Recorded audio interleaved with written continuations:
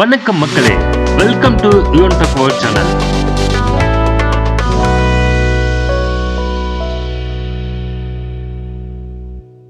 இன்னைக்கு இந்த வீடியோல பார்க்கக்கூடிய ரொம்பவும் முக்கியமான இன்ஃபர்மேஷன் யாருக்கானது அப்படின்னு பாத்தீங்கன்னா, ரேஷன் அட்டை வைத்திருப்போருக்கு வெளியான முக்கிய அறிவிப்பை தான் இந்த வீடியோல நம்ம பார்க்குறோம்.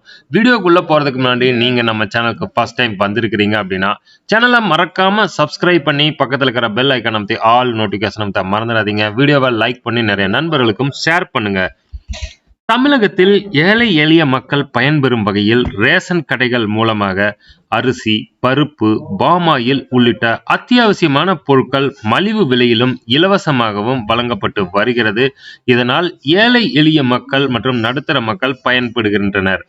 ரேஷன் கடையில் தற்பொழுது கோதுமையும் இலவசமாக வழங்கப்படும் என்று தமிழக அரசு அறிவிச்சிருக்கிறாங்க.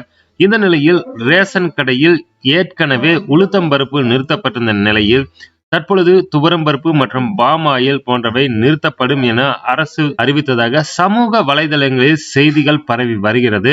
இதற்கு பொதுமக்கள் மத்தியில் பெரும் அதிர்ச்சியை ஏற்படுத்துகின்ற நிலையில் தமிழக அரசானது அதற்கு விளக்கம் அளித்துள்ளது. அதாவது பாமாயில் மற்றும் துவரம்பருப்பு போன்ற அனைத்து பொருட்களும் அரசுக்கு நிறுத்தும் எண்ணம் இல்லை. அது எப்பொழுதும் போலாக வழங்கப்பட்டு வரும். இது போன்ற செய்திகள் முற்றிலும் வதந்தி என்றும் இதை யாரும் நம்ப வேண்டாம் என்று தமிழக அரசு ஒரு செய்தியை வெளியிட்டிருக்கிறாங்க. தற்பொழுது சமூக வலைதளங்களில் பரவி வரக்கூடிய பாமாயில் மற்றும் துவரம்பருப்பு நிறுத்தப்படும் என்பது முற்றிலும் வதந்தியே.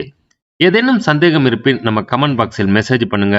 சேனலுக்கு ஃபர்ஸ்ட் டைம் வந்திருக்கிறீங்க அப்படின்னா சேனலை மறக்காம சப்ஸ்கிரைப் பண்ணி பக்கத்தில் இருக்கிற பெல் ஐக்கான் அமைத்து ஆல் நோட்டிபிகேஷன் அமைத்த மறந்துடாதீங்க.